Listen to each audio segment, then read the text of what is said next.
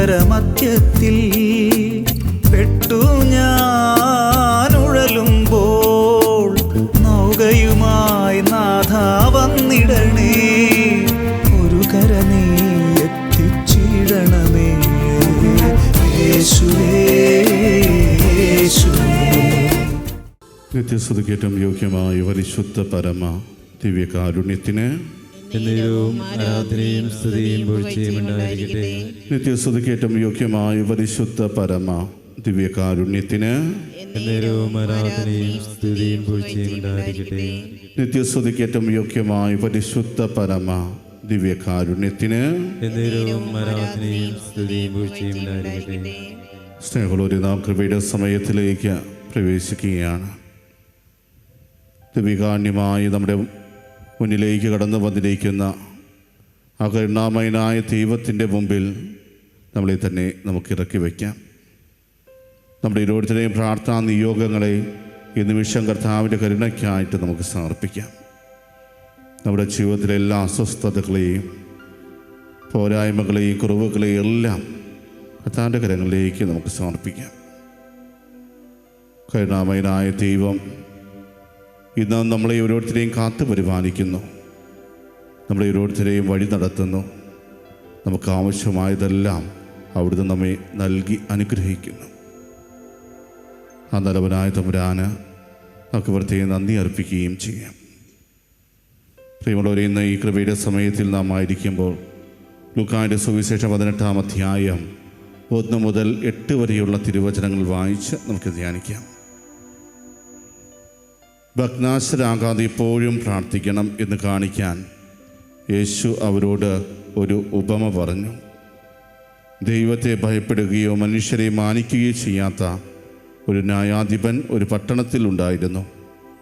ആ പട്ടണത്തിൽ ഒരു വിധവയും ഉണ്ടായിരുന്നു. ആൾ വന്ന് അവനോട് എതിരാളികൾക്കെതിരെ എനിക്ക് നീതി നടത്തി തരണമേ എന്ന് അപേക്ഷിക്കുമായിരുന്നു. കുറേ നാളത്തേക്ക് അവൻ അത് ഗൗനിച്ചില്ല. പിന്നീട് അവൻ ഇങ്ങനെ ചിന്തിച്ചു, ഞാൻ ദൈവത്തെ ഭയപ്പെടുകയോ മനുഷ്യരെ മാനിക്കുകയോ ചെയ്യുന്നില്ല. എങ്കിലും ഈ വിധവ എന്നെ ശല്യപ്പെടുത്തുന്നത് കൊണ്ട് ഞാൻ അവൾക്ക് നീതി നടത്തി കൊടുക്കും. അല്ലെങ്കിൽ അവൾ കൂടെ കൂടെ വന്ന് എന്നെ അസഹ്യപ്പെടുത്തും. കർത്താവ് പറഞ്ഞു, നീതിരഹിതനായ ഒരു ന്യായാധിപൻ പറഞ്ഞത് എന്തെന്ന് ശ്രദ്ധിക്കുവിൻ. അങ്ങനെയെങ്കിൽ രാവും പകലും തന്നെ വിളിച്ച് കരയുന്ന തൻ്റെ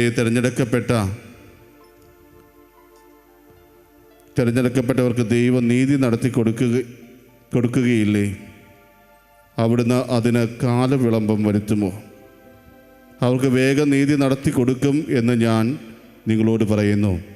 എങ്കിലും മനുഷ്യപുത്രൻ വരുമ്പോൾ ഭൂമിയിൽ വിശ്വാസം കണ്ടെത്തുമോ?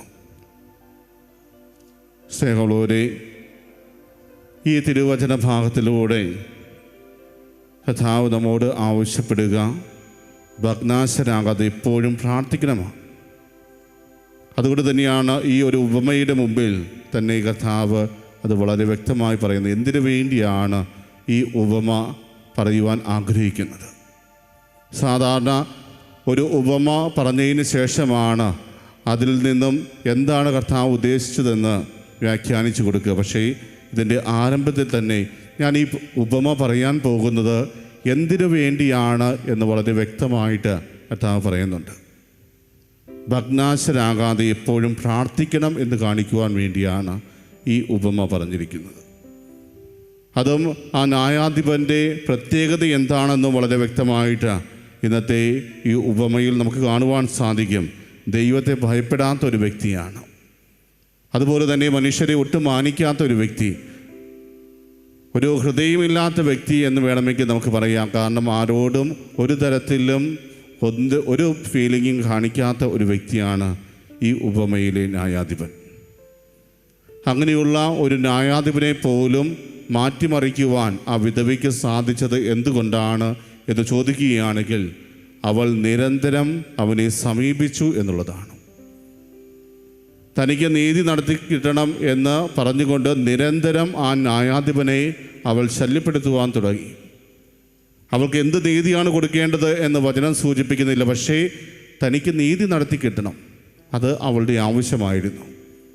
ആ ഒരു ആവശ്യവുമായി പല ആവർത്തി ആ ന്യായാധിപൻ്റെ അടുക്കൽ പോകുമ്പോൾ വചനം തന്നെ പറയുന്നു, അവൻ ദൈവത്തെ ഭയപ്പെടുന്ന ഒരു വ്യക്തിയല്ല, മനുഷ്യരെ മാനിക്കുന്ന ഒരു വ്യക്തിയല്ല. പക്ഷേ നിരന്തരം അവൾ അവനെ സമീപിച്ചപ്പോൾ അവസാനം ആ വ്യക്തി തന്നെ തീരുമാനമെടുക്കുകയാണ്. അവൻ തന്നെ പറയുന്നതുണ്ട്, ഞാൻ ദൈവത്തെ ഭയപ്പെടുകയോ മനുഷ്യരെ മാനിക്കുകയോ ചെയ്യുന്നില്ല, എങ്കിലും ഈ വിധവ എന്നെ ശല്യപ്പെടുത്തുന്നത് കൊണ്ട് ഞാൻ അവൾക്ക് നീതി നടത്തി കൊടുക്കും, അല്ലെങ്കിൽ അവൾ കൂടെ കൂടെ വന്ന് എന്നെ അസഹ്യപ്പെടുത്തും. വചനത്തിൽ പറയുന്നുണ്ട്, ആദ്യം ഒന്നും അവളെ ഒട്ടും അവൾ മൈൻഡ് ചെയ്യുന്നില്ല, ഗൗനിക്കുന്നില്ല.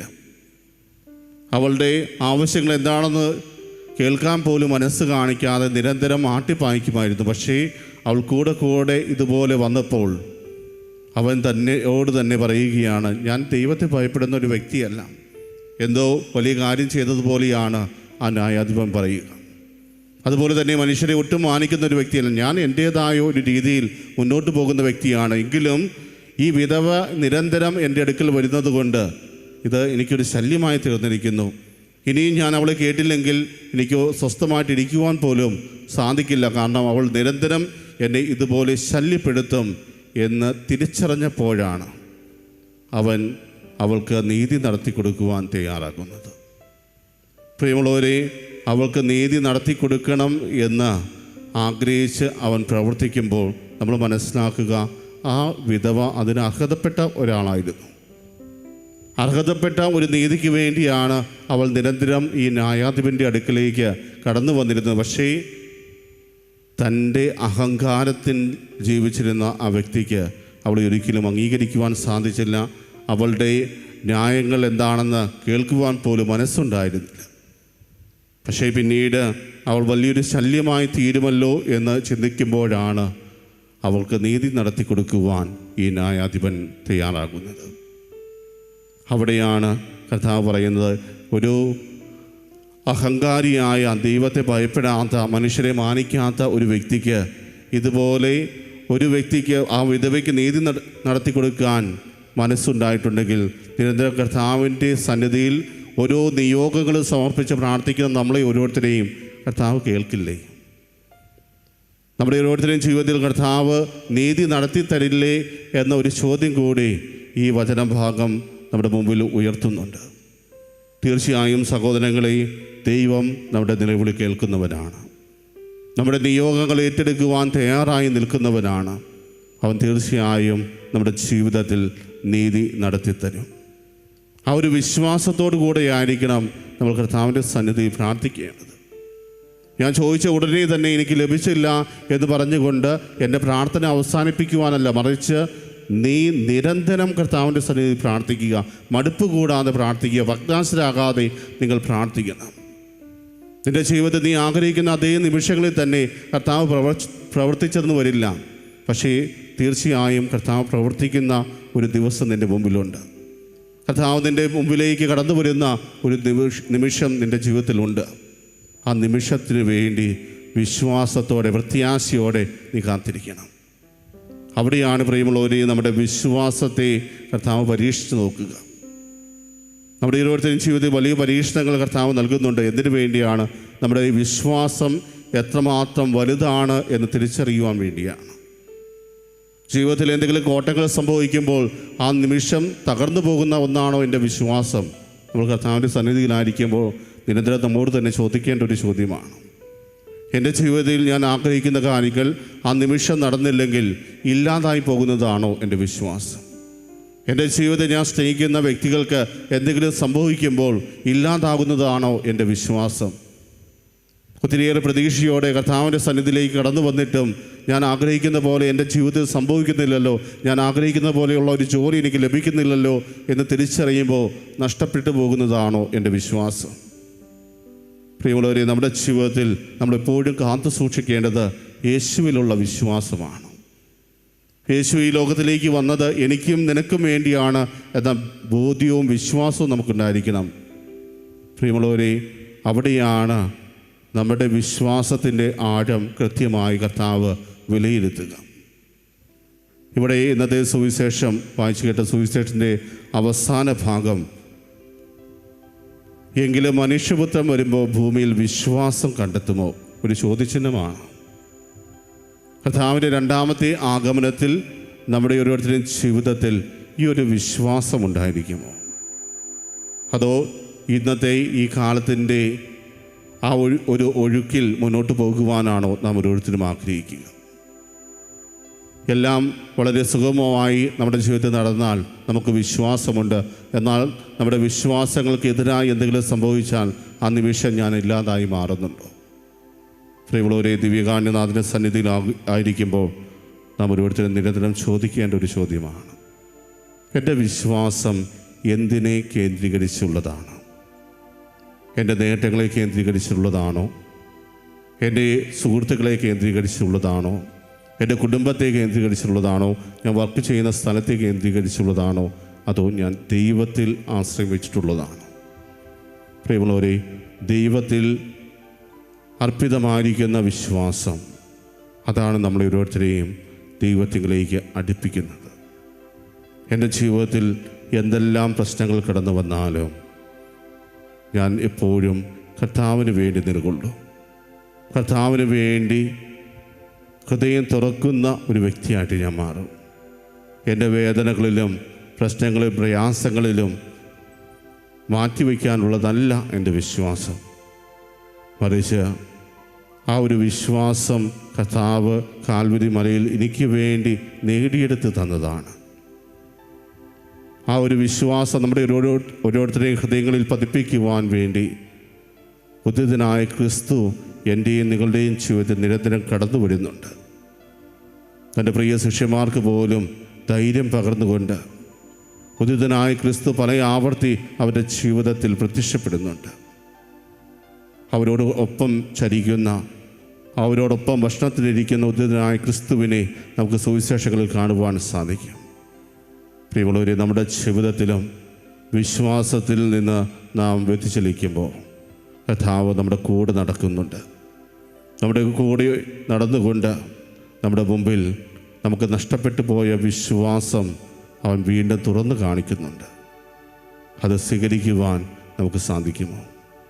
അതോ അതിന് തടസ്സമായി എൻ്റെ ജീവിതത്തിൽ തിന്മകൾ ശേഖരിച്ചു വയ്ക്കാനാണോ ഞാൻ ആഗ്രഹിക്കുന്നത്? പ്രിയമുള്ളവരെ, ഈ നിമിഷം കരുണാമയനായ ദൈവത്തിൻ്റെ മുമ്പിൽ നമ്മളെ തന്നെ പൂർണ്ണമായി സമർപ്പിച്ചുകൊണ്ട്, കർത്താവ്, എൻ്റെ ജീവിതത്തിൽ പൂർണ്ണമായ ഒരു വിശുദ്ധീകരണം ഞാൻ ആഗ്രഹിക്കുന്നു. കർത്താവേ, അങ്ങയുടേതാക്കി എന്നെ മാറ്റണമേ എന്ന് നമുക്ക് പ്രാർത്ഥിക്കാം. കർത്താവേ, സത്യം തിരിച്ചറിഞ്ഞുകൊണ്ട് അങ്ങയിലുള്ള വിശ്വാസത്തിൽ നിലനിൽക്കുവാനും ആ വിശ്വാസത്തിന് വേണ്ടി നിലകൊള്ളുവാനും ഞങ്ങളെ ഓരോരുത്തരെയും അനുഗ്രഹിക്കണമേ. നമ്മളെ ഓരോരുത്തരെയും അനുഗ്രഹിച്ച നല്ലവനായ തമ്പുരാന് നമുക്ക് പ്രത്യേകം നന്ദി അർപ്പിക്കാം. ന്യായാധിപൻ്റെയും വിധവയുടെയും ഉപമയിലൂടെ ഭഗ്നാശരാകാതെ എപ്രകാരമാണ് കർത്താവിൻ്റെ സന്നിധിയിൽ നാം ഓരോരുത്തരും പ്രാർത്ഥിക്കേണ്ടത് എന്ന് അവിടുന്ന് കാണിച്ചു തന്നു. തൻ്റെ ഉപമകളിലൂടെ നമ്മോട് നിരന്തരം സംസാരിക്കാൻ ആഗ്രഹിക്കുന്നവരാണ് നമ്മുടെ കർത്താവ്. നമ്മുടെ ജീവിതത്തിൽ നമ്മൾ പുലർത്തേണ്ട നന്മകൾ എന്തൊക്കെയാണെന്ന് അവൻ കൃത്യമായി നമുക്ക് പറഞ്ഞു തരാറുണ്ട്. അവൻ നമ്മെ ഓരോന്നും പഠിപ്പിക്കുന്നത് ആ പിതാവിൻ്റെ സ്നേഹം അതിൻ്റെ പൂർണ്ണതയിൽ നാം ഓരോരുത്തരും ഏറ്റുവാങ്ങുന്നതിന് വേണ്ടിയാണ്. യേശുവിന് നമ്മോടുള്ള ആ വലിയ സ്നേഹത്തെ നമുക്ക് ഒത്തിരിയേറെ നന്ദിയോടെ നോക്കിക്കാണാം. നമുക്ക് വേണ്ടിയാണ് അവൻ ഈ ലോകത്തിലേക്ക് വന്നത്. നമുക്ക് വേണ്ടിയാണ് അവൻ മരിച്ചത്. നമ്മുടെ ഓരോരുത്തരെയും നിലനിൽപ്പിന് വേണ്ടിയാണ് അവൻ ഉയർത്തെഴുന്നേറ്റത്. ആ ഉദ്ധിതനായ കർത്താവ് ഇപ്പോഴും നമ്മുടെ കൂടെയുണ്ട്. ആ കർത്താവിന് നമുക്ക് നന്ദി പറഞ്ഞുകൊണ്ട് അവിടുത്തെ ആശീർവാദം ഏറ്റുവാങ്ങാം.